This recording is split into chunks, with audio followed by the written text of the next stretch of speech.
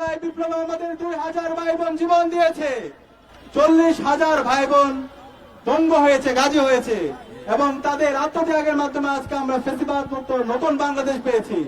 সকল শহীদদের মূল উদ্দেশ্য ছিল একটি ইনসাফ ভিত্তিক বাংলাদেশ বিনির্মাণ করা, বৈষম্যহীন বাংলাদেশ বিনির্মাণ করা।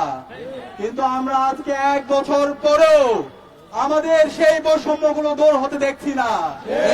যে অন্তর্বর্তীকালীন সরকার শহীদদের রক্তের উপর বসে গঠিত হয়েছে, সেই অন্তর্বর্তীকালীন সরকার জুলুম, নির্যাতন, নিষ্পেষণ, বৈষম্য দূর করার জন্য যেভাবে উদ্যোগ গ্রহণ করা দরকার, সেই উদ্যোগগুলো আমরা দেখতে পাচ্ছি না।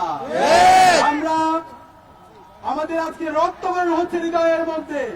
আমাদের জাতি গড়ার কারিগর, আগামীর প্রজন্ম গড়ার কারিগর, আমাদের শ্রদ্ধেয় শিক্ষকরা ন্যায্য অধিকারের জন্য গত 8 দিন ধরে শহীদ মিনারে অবস্থান করতে হচ্ছে।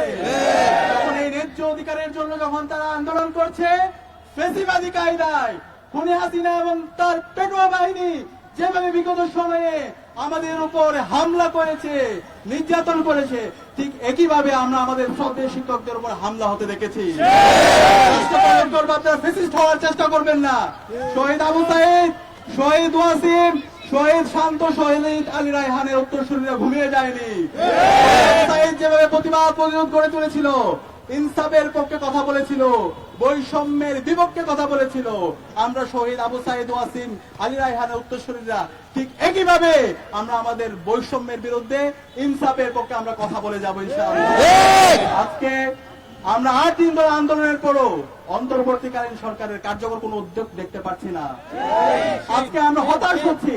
অন্তর্বর্তীকালীন সরকারের যিনি প্রধান, তিনি একজন শিক্ষক। আজকে যিনি শিক্ষা উপদেষ্টা, তিনিও ঢাকা বিশ্ববিদ্যালয়ের একজন শিক্ষক। আজকে যিনি আইন উপদেষ্টা, তিনি একজন শিক্ষক।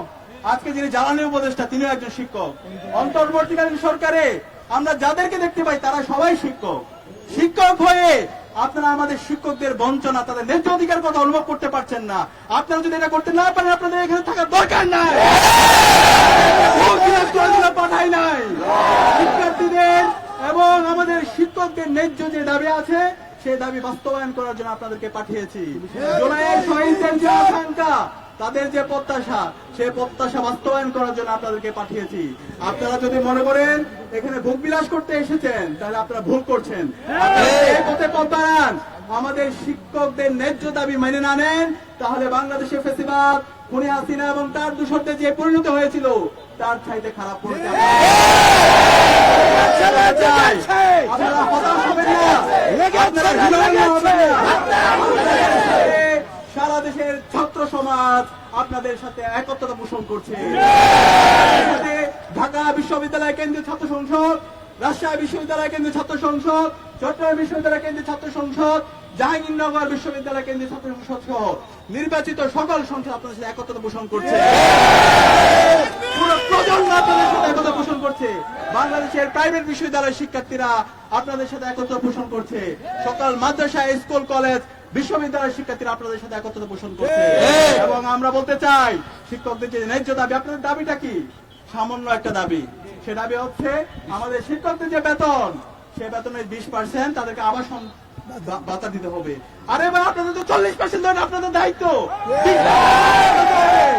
40% দেওয়া, এটা হচ্ছে আপনাদের রাষ্ট্রের দায়িত্ব। সেখানে কেন রাখা হয় একজন শিক্ষককে?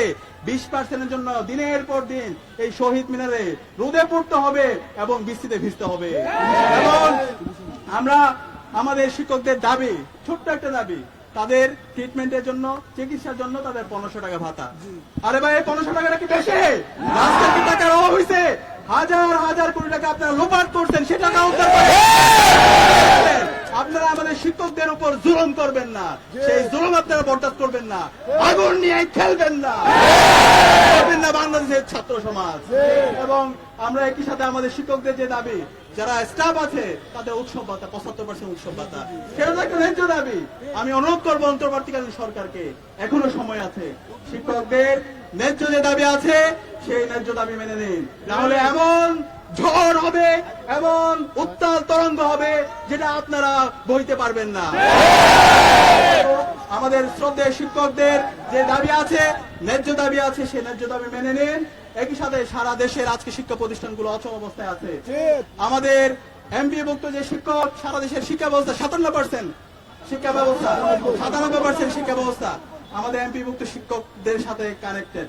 আমরা অনুরোধ করব অতি দ্রুত সময়ের মধ্যে সরকারের উচ্চপদস্থ যারা আছেন, প্রধান উপদেষ্টা থেকে শুরু করে উপদেষ্টা যারা আছেন, তারা আন্দোলনে যারা নেতৃত্ব দিচ্ছেন সবার সকল অংশীদারদের সাথে বসে দ্রুত সময়ের মধ্যে কার্যকর উদ্যোগ গ্রহণ করেন এবং আমাদের শিক্ষকদের ন্যায্য আন্দোলন আপনারা মেনে নেন। এবং আমরা কথা দিচ্ছি ঢাকা বিশ্ববিদ্যালয় কেন্দ্রীয় ছাত্র সংসদের পক্ষ থেকে আপনাদের সেই ন্যায্য দাবির সাথে আমরা একত্রতা পোষণ করছি এবং আপনাদের সাথে আমরা আছি। বিজয় আসবে ইনশাআল্লাহ। আবু সাঈদ যেভাবে জীবন দিয়ে পুরো জাতিকে নতুন ভাবে পুনর্জীবিত করেছিল, আমরা কথা দিচ্ছি আমরা প্রত্যেকে আবু সাঈদ উত্তরসূরি হিসাবে আমরা আপনাদের সাথে আছি। বিজয় আসবে ইনশাআল্লাহ। জিন্দাবাদ। শিক্ষকদের ন্যায্য দাবি।